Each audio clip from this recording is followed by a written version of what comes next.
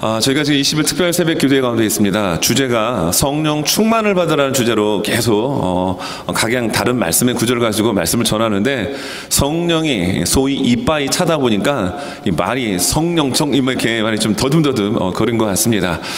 여러분, 우리의 삶 속에 여러분 하나님의 함께 하심을 여러분 느끼고 살아가시는지요? 네, 우리가 더우면 시원한 것이 생각이 나죠. 그래서 에어컨을 찾기도 하고 시원한 냉수를 찾기도 합니다. 우리가 지치고 또 힘든 상황일수록 하나님의 은혜는 우리에게 더욱 부어지게 됩니다. 세상에 이상한 거 헛된 거 찾아 헤매지 않고 오직 그 하나님의 성령과 또 하나님의 은혜와 인도하심을 따라 살아가는 우리 모두가 될 수 있기를 간절히 원합니다. 사람의 몸은 70%가 수분으로 되어 있습니다. 그런데 이 몸 중에 있는 수분이 2%만 빠져나가면 아주 심한 갈증을 느낀다고 해요. 그리고 5%가 빠져나가게 되면 의식을 잃어버린다고 합니다. 12%의 수분이 우리의 몸에서 빠져나가면 어떻게 될까요? 죽습니다. 사망에 이르게 된다라고 합니다. 자, 그런데 오늘 성경 말씀은 바로 그 생수 물에 대한 이야기를 예수님께서 해주고 계십니다. 여름철만 되면 우리는 시원한 물을 찾게 되죠. 또 아무래도 땀을 많이 이렇게 배출하다 보니까 그만큼 또 물을 공급받아야 합니다. 심한 갈증을 경험해 보신 분들은 아시겠지만 시원한 냉수한 것이, 또 냉수 한 잔이 우리가 얼마나 즐거움을 주는지를 우리는 경험하곤 합니다. 여러분, 시편 42편 1절에 말씀해 보게 되면 사슴이 시냇물을 찾아 헤매듯이 내 영혼이 주를 찾기에 갈급합니다라는 이 시편 기자의 고백이 나와요. 이 사슴은 이 식도가 약간 셀로판 종이처럼 돼 있다고 합니다. 그래서 이게 붙어버리면 떨어지지가 않기 때문에 식수를, 물을 제때제때 마셔야 된다고 해요.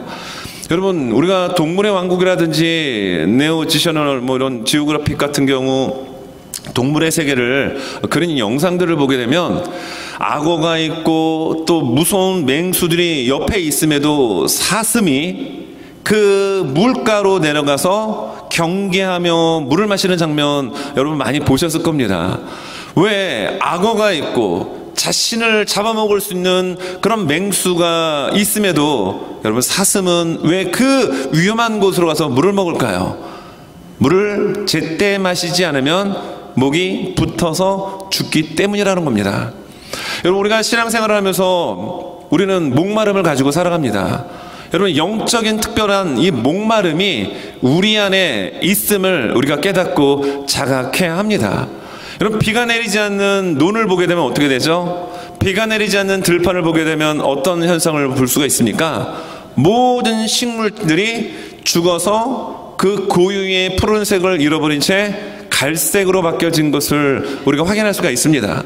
특별히 농촌에서 자라신 분들은 아시겠지만 논바닥에 물이 여러분 채워지지 않으면 논바닥이 완전히 갈라져서 농사를 지을 수 없는 모습을 보게 되죠. 우리의 영적인 상태도 마찬가지라는 겁니다. 그래서 오늘 본문을 보게 되면 37절에 이런 표현이 나오는데요. 중반부에 예수께서 서서 외쳐 이르시되, 좀 이상하죠? 여러분, 예수님께서 수많은 인파들이 있는 곳에서 서서 외치며 말씀을 전하신 적이 있으십니까? 여러분, 그런 표현이 없습니다. 근데 성경을 보면요, 외쳐 이르시되라는 표현이 세 군데 나와요. 오늘 본문과 그리고 본문을 담고 있는 7장 28절에 예수께서 외쳐 이르시되라고 하는 말씀이 나옵니다. 그리고 요한복음 12장 44절에도 예수님께서 외쳐 이르시되라는 말씀을 사용하십니다. 그런데요, 오늘 7장 28절의 말씀에 외쳐 이르시되와 요한복음 12장 44절에 예수님이 외쳐서 말씀하셨던 그 내용은 하나님과의 관계를 이야기할 때 예수님이 힘주어 외쳐서 말씀을 전하셨다라는 겁니다. 하나님이 어떤 분이신지. 그래서 요한복음 12장 44절을 보면 나를 믿는 자는 나를 믿는 것이 아니요 나를 보내신 이를 믿는 것이며, 나를 보내신 이가 누구십니까? 아버지 하나님이라는 겁니다. 그러니까 나를 믿는 것은 곧 하나님 아버지를 믿는 것이라고 예수님 말씀하시는데요, 힘주어 외쳐 말씀하십니다. 그리고 7장 28절의 말씀도 마찬가지로 하나님과 예수님과의 관계를 설명하시면서 외쳐 말씀하십니다. 마태, 마가, 누가, 요한복음 4복음서를 보게 되면 예수님이 수많은 인파 가운데 둘러싸여서 복음을 증거하신, 하나님 나라의 천국의 복음을 증거하신 때가 한두 번이 아니셨습니다. 그런데 그때 예수님은 외쳐 말씀하지 않으셨습니다. 그냥 말씀하셨어요. 그런데 오늘 본문은 또 그 외쳐 앞에 어떤 표현을 우리에게 보여주고 있습니까? 서서 외쳐 이르셨다라는 거예요. 그만큼 오늘 본문의 말씀은 중요하다라는 얘기입니다. 이 물에 대한 이야기, 생수의 강이 우리의 이 배에서 흘러넘친다라고 하는데, 도대체 이것이 얼마나 중요하면 예수님이 서서 외쳐 여러분 말씀하셨을까요? 그것은 바로 우리의 영적인 상태가 가뭄, 기근, 바짝바짝 말라감에도 불구하고 그것을 알지 못하는 영적 갈증과 영적 목마름 가운데 빠져있는 그들로 하여금 해결할 방법을 예수님께서 말씀해 주고 계시기 때문입니다. 여러분, 설교의 제목이 무엇이죠? 설교의 제목이요? 영적 목마름을 해결하라. 아무리 구호를 외치고 여러분 프랭카드 달아가지고 저거 뒤에다 붙여놔도 우리의 영적 목마름 해결되지 않습니다. 우리가 외친다고 우리의 영적 갈증, 영적 기근, 목마름 해결되지 않습니다. 그러나 예수님께서 그 자리에서 서서 외쳐 말씀하셨다라면 여러분 영적 목마름은 해결됩니다.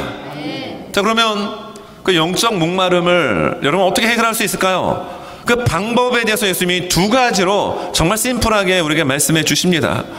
여러분의 심령이 바짝바짝 타들어가는 들판처럼 푸르른 생명의 고유의 색을 잊어버린 채 갈새, 죽음에 이르기까지의 그런 상태에 있다고 한다면 여러분 오늘 영적 목마름을 해결할 수 있는 이 두 가지의 방법을 통해서 여러분의 영적인 갈증이 해결되어지고 여러분의 심령이 여러분 살아나는 그 은혜가 있어지기를 예수님의 이름으로 축원합니다. 여러분 영적 목마름을 해결하기 위해서는 어떻게 될까요? 우리 주님이 말씀해 주셨습니다. 예수 믿어야 된다. 이렇게 말씀합니다. 그런데 예수를 믿는 차원이 아니라 예수를 잘 믿어야 되는 시대를 우리가 살아갑니다. 그죠? 일주일에 한두 번 교회 나오고 그냥 무슨 요식 행위처럼 뭔 일 있으면 나오고 이런 차원이 아니라 정말로 이 시대는 종말을 향하여 치닫고 있는 시대이기에 깨어 있어야 될 것이고요. 예수를 믿되 잘 믿어야 하는 시대에 우리가 살아가고 있습니다. 여러분 말씀을 보게 되면 37절, 38절입니다. 명절 끝날 그 큰 날에 예수께서 서서 외쳐 이르시되 누구든지 목마르거든 내게로 와서 마시라. 나를 믿는 자는 성경의 이름과 같이 그 배에서 생수의 강이 흘러나오리라 하시니, 목마른 자가 있습니까? 다 내게로 오십시오. 내가 감없이 그 물을 주겠다라고 얘기하는데 오늘 그 생수의 강이 배에서 흘러나올 것을 예수님 말씀하십니다. 이게 정말 중요했기 때문에 예수님은 앉아서 말씀하지 아니하셨고요, 조용히 말씀하지 않으셨습니다. 서서 큰 소리로 외치며 말씀하신 겁니다. 그만큼 중요하기 때문입니다. 여러분, 우리는 예수를 믿는 사람입니다. 우리는 예수님을 믿고 예수님을 따라가는 삶을 살아가는 하나님의 자녀예요. 자, 그러면 오늘 이 말씀은 처음 나오는 말씀이 아니라 이미 예수님께서 요한복음 4장에서 말씀하셨죠. 자, 요한복음 4장 13절 14절 말씀, 자, 앞에 우리 화면을 보면서 같이 한번 읽도록 합니다. 시작. 예수께서 대답하여 이르시되 이 물을 마시는 자마다 다시 목마르려니와 내가 주는 물을 마시는 자는 영원히 목마르지 아니하리니 내가 주는 물은 그 속에서 영생하도록 솟아나는 샘물이 되리라. 오늘 본문의 말씀과 요한복음 4장 수가성 여인에게 하신 예수님의 말씀과 여러분 통하고 있습니다. 여러분, 예수님은 생명수가 되시는 분입니다. 여러분, 목이 마르다라고 바닷물을 마시면 어떻게 될까요? 더 큰 갈증이 찾아오게 될 겁니다. 진정한 생명수, 영생수 되시는 예수님을 만나야 합니다. 그리고 예수님을 믿어야 합니다. 여러분, 예수님을 믿으면 살아납니다. 저희 교회 어떤 권사님은 지금부터 한 4년 전에 제가 이제 저희 교회에 와서 그때 부흥회를 한번 했었거든요. 그때 주제가 여러분 혹시 기억나십니까? 예수를 만나면 살아납니다. 예수를 만나야 살아납니다. 그래서 예수를 만나면 하면 그 권사님은 살아납니다. 그래서 그러신지 몰라도 큰 수술을 받으셨는데 이 머리에 호수를 만지면 느낄 정도의 그런 연로하신 권사님이신데 20대 같은 힘이 느껴집니다. 예수를 만나면 살아납니다. 근데 예수님 말씀하십니다. 예수님을 믿으면 여러분 살아납니다. 예수님을 믿으면 우리의 영적인 갈증과 목마름을 해결받습니다. 여러분, 오늘 이 말씀은 어떤 명절에 예수께서 말씀을 전하고 계실까요? 바로 37절에 이렇게 말씀하죠. 명절 끝날 곧 큰 날에. 여기에 이 명절은 앞장에서 7장의 2절에서 유대인의 명절인 초막절이 가까운지라. 그러니까 이 명절이 다른 명절이 아니라 초막절이다라고 이미 말씀해 주고 있는 겁니다. 근데 초막절은 종교력 7월 15일부터 일주일간 진행되어지는 유대인에게 있어서 정말 중요한 명절입니다. 40년 광야 생활을 기억하고 특별히 이때 추수를 거두게 돼요. 그래서 우리가 드리는 추수감사절과 같다라고 생각을 하시면 맞을 겁니다. 이러한 때에 8일째가 되는 날은 모든 이들이 모여서 대성회 집회를 열게 되는 거예요. 이때 예수님이 서서 이제 말씀을 하신 거죠. 근데 이 초막절이 어떤 의미가 있냐면 실로암 물가에 가서 금으로 만든 물병 또는 이 주전자에다가 물을 담아 가지고 와 제단에다 물을 붓습니다. 그 행위를 하게 되는 거예요. 여러분, 이스라엘 백성들이 40년 동안의 광야 생활 속에서 얼마나 많은 갈증을 많이 느꼈을까요? 우리가 조금만 더워도 냉장고 문을 열고 물을 찾고 하는데 여러분, 떼약볕인 사막 기후인 광야에서 그들이 느끼는 갈증은 얼마나 컸을까요?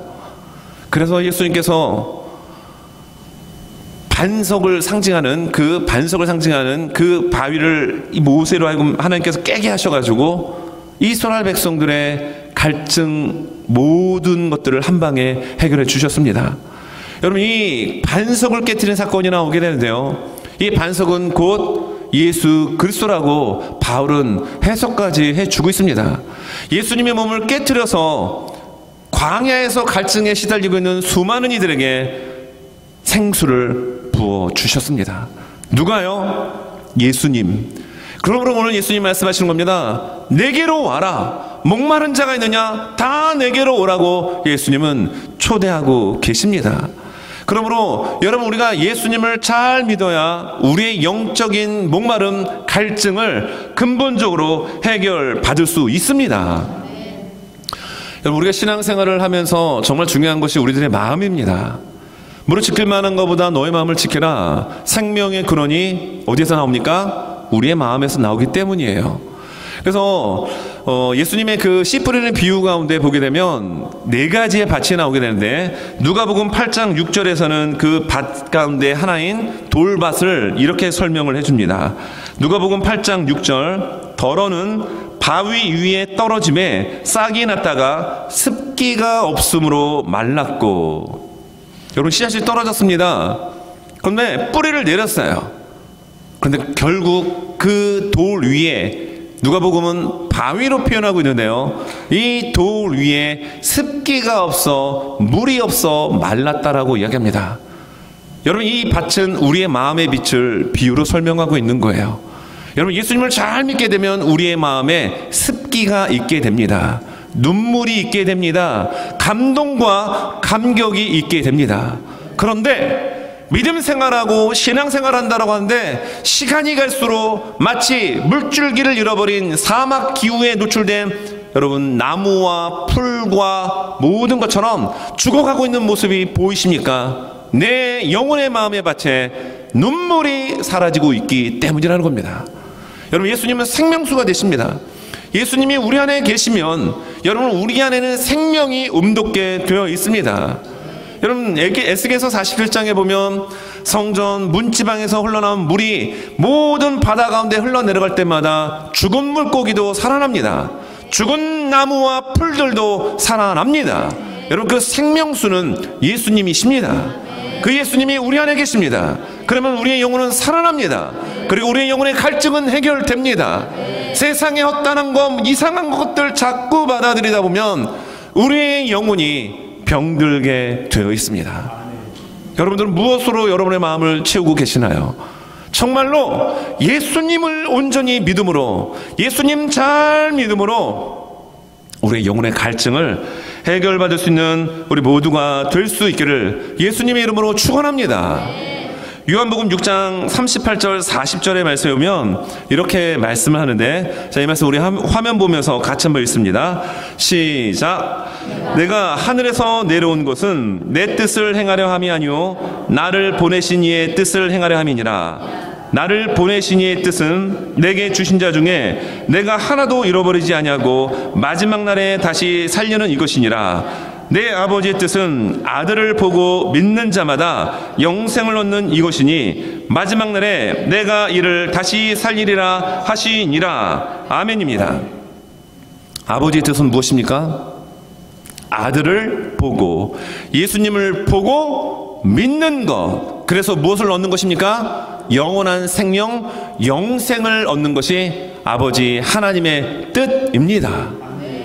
이 부분을 굉장히 예수님이 강조를 많이 하고 계십니다. 그런데 그 예수님이 여러분 지금 외쳐서 말씀하십니다.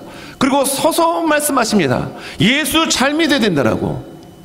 예수를 보고 마음에 믿고 영생을 얻는 것, 이것이 우리의 영혼의 여러분 갈증을 해결할 수 있는 유일한 방법이 됩니다. 여러분 파스칼이 이런 얘기를 했습니다. 모든 사람에게는 오직 하나님만이 채울 수 있는 하나님이 만드신 공간이 있다. 우리의 마음 한쪽 귀퉁이에는요 하나님만으로 채울 수 있는 공간이 있습니다.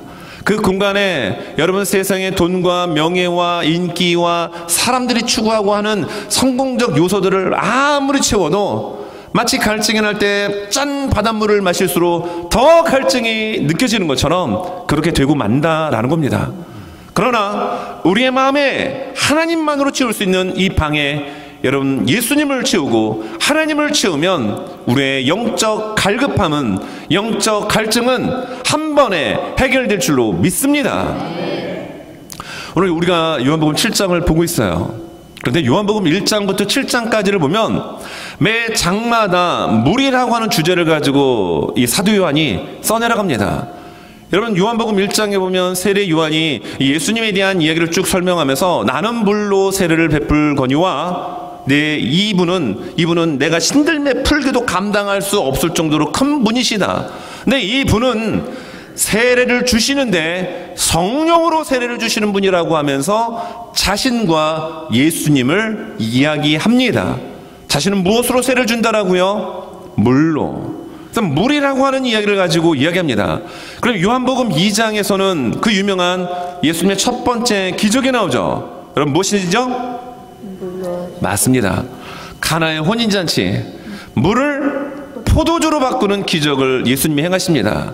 그리고 한 장 넘어가서 3장에서는 니고데모와 예수님과의 밤중의 토론과 대화 속에 물과 성령으로 거듭나지 아니하고는 하나님 나라에 갈 수 없다라고 하는 이야기를 예수님이 친히 말씀해 주십니다.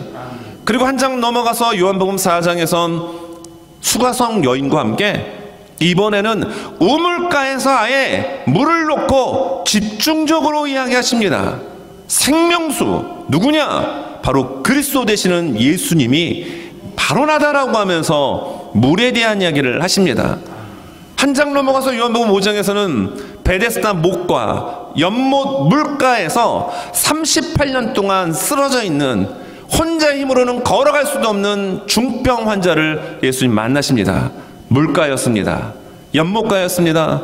한 장 넘어가서 요한복음 6장에 오병이어의 기적을 예수님이 행하시고 그리고 제자들을 건너편으로 건너가게 하신 후 예수님은 물 위를 걸어 가십니다. 예수님의 놀라운 기적이었습니다. 그리고 여러분 7장으로 넘어와서 예수님이 앉아서 말씀하지 않고요, 서서 외쳐 말씀하십니다. 생명의 강, 생명수, 그 생명수에 대한, 물에 대한 얘기를 예수님이 하십니다. 여러분, 우리의 마음의 빈 공간은 이 세상의 그 어떤 곳으로도 채움받을 수 없습니다.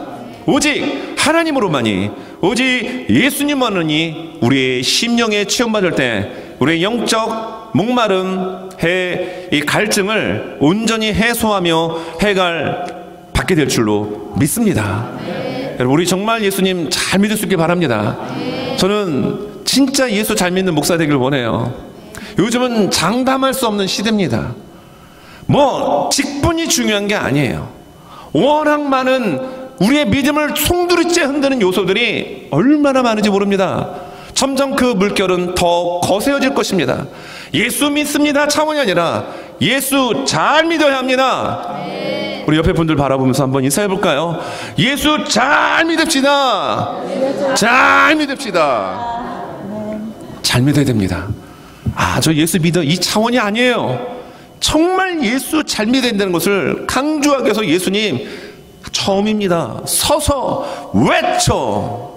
아마도 제가 거룩한 상상을 한번 해본다고 한다면 예수님은 목소리가 크진 않으셨을 것 같아요. 이건 제 생각이에요. 그냥 잠잠하게 이렇게 말씀하셨을 것 같습니다. 네, 오늘 이 본문에서는 서셔서 목에 핏대가 설 정도로 목마른 자가 있느냐 라고 하면서 내게로 오라고 예수님 분명 말씀하셨을 거예요. 왜요? 우리의 영적 목마름은 다른 것으로는 해소하고 해결할 수 없기 때문입니다. 오직 예수 잘 믿어야만 해결되기 때문입니다. 여러분, 장미란 선수 아시나요? 네, 이번에 보니까 문화체육관광부 차관이 이렇게 되셨더라고요. 차관이 되면서 또 다른 야당 측에 있는 또 이상한 의원들이 이 얘기를 했음에도 참 큰 그릇입니다. 다 그것을 이렇게 포용하는 그런 이야기를 하면서 몸만 큰 게 아니라 참 마음도 크고 믿음도 큰 분입니다. 이 장미란 선수 아마 얼굴을 모르시는 분들이 좀 계실 것 같아서 제가 한번 사진을 좀 준비해 봤는데요. 예, 저분이에요. 네. 저분이 그 역도 선수입니다. 326kg의 이 인상 용상을 들어서 세계 신기록을 세운 분인데 뭐 그런 분들 워낙 많죠. 근데 저 장미란 선수가요, 그렇게 믿음이 좋은 분이에요. 어머님이 전도사님이십니다. 늘 새벽을 깨우고 그리고 다른 사람들을 배려하고 이야기하는 것을 보면은 와, 정말 믿음 정말 좋은 분입니다. 진짜 예수 잘 믿는 분이다라는 것을 제가 느낍니다. 차관으로 되면서 여러 이슈의 중심에 휘말릴 수 있었음에도 불구하고 다 덮어버리고 제가 큰 책임감을 갖고 더 열심히 하겠습니다라고 이야기하는 모습을 보면서 예수님의 모습이 비춰졌습니다. 여러분, 우리는 예수님을 믿어야 하는데요. 어떻게 믿어야 된다라고요? 잘 믿어야 합니다. 정말 저 장미란 선수의 그 사인을 한번 보십시오. 잘 보일지 모르겠지만요, 사인을 보게 되면, 예, 저거는 뉴스에 하나에 나오는 부분을 제가 캡처해서 저렇게 옮겨놨는데요. 저 사인 위에 보면 뭐가 보이죠? 예, 믿음이 없는 사람의 눈에는 플러스로 보일 것이고 믿음이 좋은 분들의 눈에는 분명하게 십자가로 보일 것입니다. 저거 십자가예요. 또 다음 사진을 한번 보십시오. 사진을 보면 저기에도 보면 십자가가 그려져 있어요. 그리고 다음 사진을 한번 볼까요? 예, 이 사인에도 십자가가 위에 분명하게 있습니다. 여러분, 사인을 하면서 거기에 십자가 그려놓는 사람 저 처음 봤습니다. 처음 봤어요. 누군가에게 보여주기 위해서 나는 이런 사람입니다라고 하는 그런 것으로 십자가를 그린 게 아니라 저 장미란 선수, 지금은 차관이 되셨지만 저분의 마음속에 예수님의 십자가가 꽂혀 있기 때문에 여러분 저렇게 살아갈 수가 있는 것입니다. 여러분들의 마음에는 무엇이 꽂혀 있습니까? 우리를 위하여 피 흘려 돌아가신 예수님의 십자가가 여러분의 심령 중앙에 잘 꽂혀 있길 바랍니다. 그래야 믿음 생활 잘할 수 있어요. 그래야 살아날 수 있습니다. 그래야 이 어두운 세상 가운데 헤매지 않고 주께서 원하시는 그 길을 걸어갈 수 있기 때문입니다. 여러분, 영적 목마름을 해결하기 위해서 여러분 어떻게 될까요? 두 번째로 예수님이 말씀하십니다. 성령 충만 받아라, 이 말씀 해주고 있습니다. 여러분, 말씀 38절 39절입니다. 나를 믿는 자는 성경의 이름과 같이 그 배에서 생수의 강이 흘러 나오리라 하시니, 이는 그를 믿는 자들이 받을 성령을 가리켜 말씀하신 것이라. 예수께서 아직 영광을 받지 아니하셨으므로 성령이 아직 그들에게 계시지 아니하시더라. 여기 이제 성령이라는 단어가 나오는데, 이 사도 요한이 그때는 이 말을 못 알아들은 거예요. 이 39절의 말씀은 훗날 기록이 됐기 때문에 주석, 설명하기 위해서 써놓은 부분입니다. 여러분, 배에서 생수의 강이 흘러 넘쳐난다고 하는데, 이 배에서 흘러 넘쳐나는 생수의 강이 무엇이라고 이야기하죠? 성령이라고 여러분 자세하게 친절하게 39절에서 여러분 설명해 주고 있습니다. 여러분, 영적 목마름 해결받기 위해서는 어떻게 될까요? 성령 충만 받아야 합니다. 요한복음 14장 16절 말씀입니다. 이 말씀도 우리 한번 같이 우리 화면 보고 읽도록 하겠습니다. 시작. 내가 아버지께 구하겠으니 그가 또 다른 보혜사를 너희에게 주사 영원토록 너희와 함께 있게 하리니. 여러분, 이분 특세를 통해서 이미 말씀을 드렸습니다.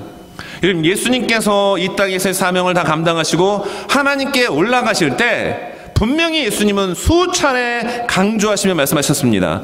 보혜사, 파라클레토스, 이 보혜사 성령을 너희에게 보내줄 것인데 이것이 너희들에게 더 잘된 일이라. 내가 너희를 떠나는 것이 너희에게 유익하다라는 말씀을 참 많이 하셨습니다.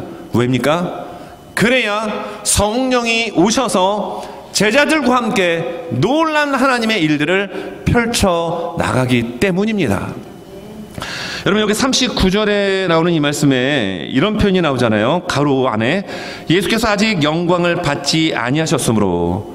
여기에 영광을 받지 아니하셨으므로라는 이 표현은요, 무슨 우리가 생각하는 것처럼 예수님이 높은 지위에 올라가고 어느 장소로 옮겼더니 그전에는 5,000명이 모였는데 이쪽 장소에는 25,000명이 모였고, 그 다음 장소로 갔더니 10만 명의 인파가 예수님을 기다리고 있었고, 이러한 세속적 영광이 아닙니다. 여기서 말하는 영광은 예수님의 십자가의 죽으심입니다. 그리고 말씀에 기록된 대로 3일 만에 부활하시는 것을 말씀하는 거예요. 그리고 어떻습니까? 제자들과 40일 동안 이 땅에 함께 하시다가 하나님의 보좌 우편으로 승천하시는 것, 이걸 가리키고 있는 겁니다. 근데 아직 때가 되지 않았다라는 거예요. 그래서 요한복음에 보면 내 때가 아직 되지 않았다라는 표현을 예수님께서 자주 사용하십니다. 성령은 언제 오십니까? 예수님이 십자가 달려 돌아가셔야 되는 거예요. 그리고 부활하셔야 합니다. 승천하시고 난 다음에 주께서 말씀하신 것처럼 성령을 그들이 받게 됩니다. 이게 사도행전 2장의 모습이죠. 저는 이 말씀을 보면서 이런 생각이 좀 들었습니다. 예수님이 말씀이신 하나님이 이 땅에 육신을 입고 오셔서 예수님으로 사역을 감당하셨는데, 예수님이 제자들과 함께 많은 사람들을 모아서 교회를 세웠으면 얼마나 좋았을까. 근데 왜 예수님은 교회를 시작하지 않으셨을까요? 왜 예수님은 교회를 개척하지 않으셨을까요? 오늘 말씀에 나온 것처럼 아직 예수님의 영광의 때가 안 됐기 때문입니다. 여러분, 교회는 언제 세워지게 되었죠? 성령이 그들에게 강력하게 임재하고 난 이후에 교회가 세워졌습니다. 그것이 초대교회요, 그것이 예루살렘 교회였어요.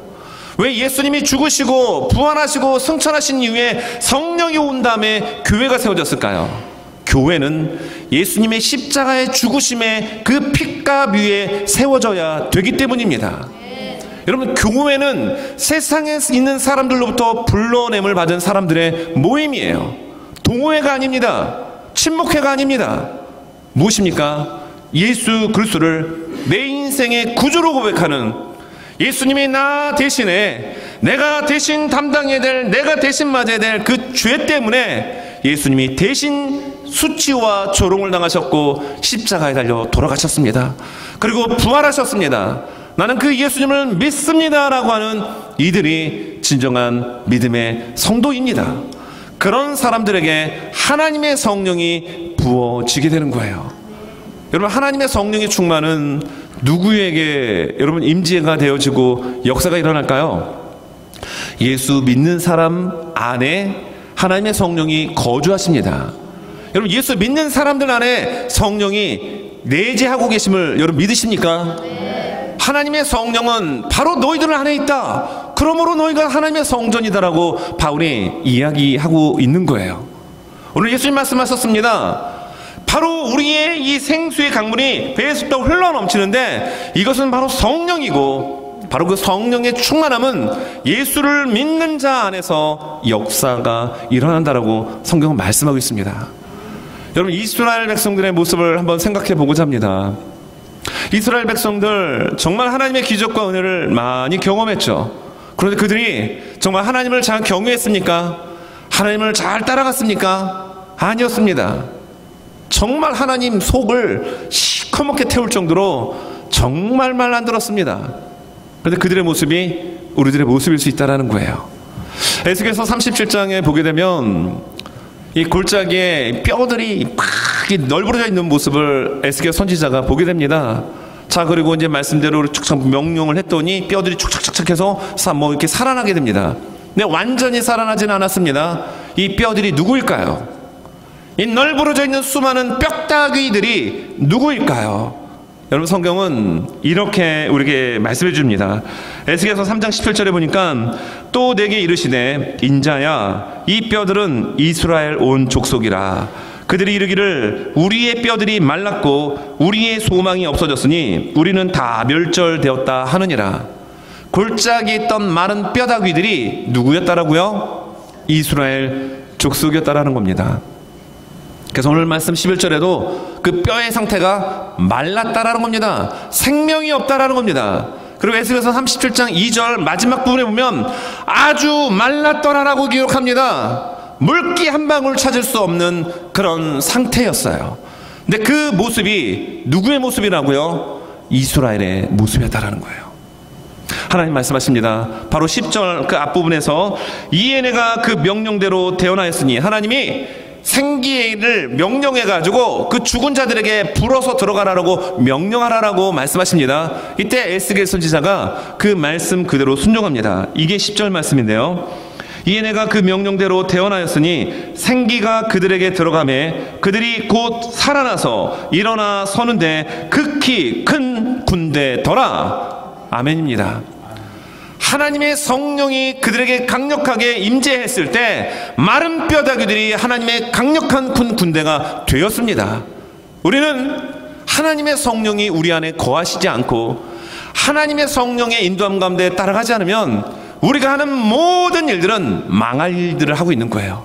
그러나 하나님의 성령이 우리를 충만하게 주장하여 주시고 성령의 인도함 가운데 살아가게 되면 그 일을 통하여 하나님의 영광 받으시는 생명의 역사가 일어날 줄로 믿습니다. 마른 뼈다귀였습니다. 아주 마른 뼈다귀들이었습니다. 그들에게 생기를 명령할 때, 불었을 때 호흡을 루하라는 단어를 쓰고 있습니다. 영이에요. 하나님의 사람을 진흙으로 만드시고 그 코에 생기를 불어넣으셨던 바로 그 호흡, 그 영, 하나님의 영을 그들에게 부어줬을 때 사람이 되었고 큰 군대가 되었다라는 겁니다. 우리의 모습이 여러분 영적으로 피폐하고 말라 있습니까? 절망하지 마십시오. 괜찮습니다. 왜냐하면 하나님의 성령이 여러분의 심령 가운데 여러분 강력하게 기름 붓듯 부어지게 되면 살아납니다. 하나님의 강력한 일을 감당할 수 있는 하나님의 큰 군대가 될 줄로 믿습니다. 그걸 우리에게 보여주고 있어요. 여러분 마태복음에 보면 예수님이 참 많은 말씀하셨는데요, 귀신에 대한 얘기를 또 예수님이 하십니다.